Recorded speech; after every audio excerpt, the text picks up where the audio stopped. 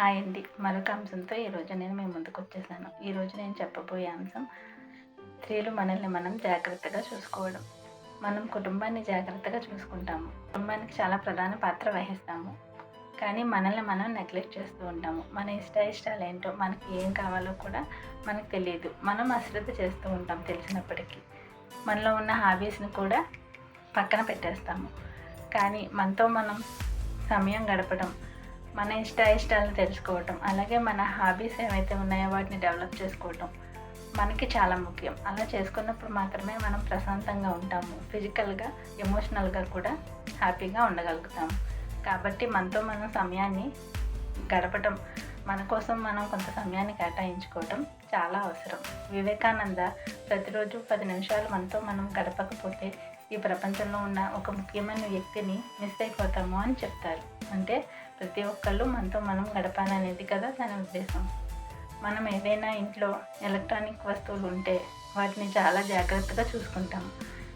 మనం అది తెచ్చుకునే ముందు షాప్ వాళ్ళు ఏమైతే ఇన్స్ట్రక్షన్స్ ఇచ్చారో వాటిని చక్కగా ఫాలో అవుతాం. అది పాడైపోతే మళ్ళీ లక్షలు పోసి కొనాలని మనకు భయం. మన కార్ని కూడా చాలా జాగ్రత్తగా చూసుకుంటాము.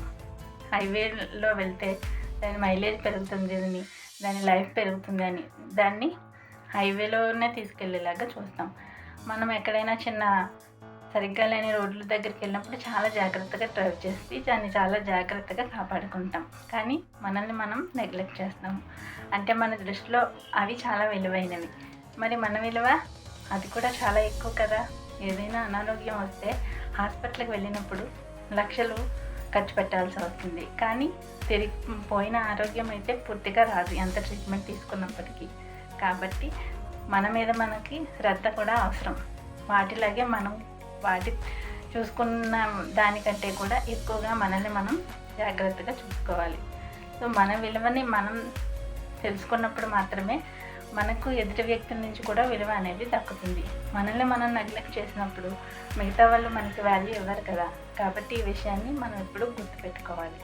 అలాగే మనలో ఏమైనా ఎమోషనల్గా ఏదైనా బ్యాగేజ్ కానీ, అంటే ఏదైనా ముందులో జరిగిన పాత విషయాల వల్ల బాధపడ్డ అంశాలు కానీ ఏమైనా ఉండిపోయినప్పుడు వాటిని కూడా మనం క్లియర్ చేసుకుని ప్రశాంతంగా ఉంటూ ముందుకు వెళ్ళినప్పుడు మాత్రమే మనం హ్యాపీగా లైఫ్ని లీడ్ చేయగలుగుతాము. కాబట్టి ఈ అంశాలలో మనం చర్చించుకుందాం. Thank you all.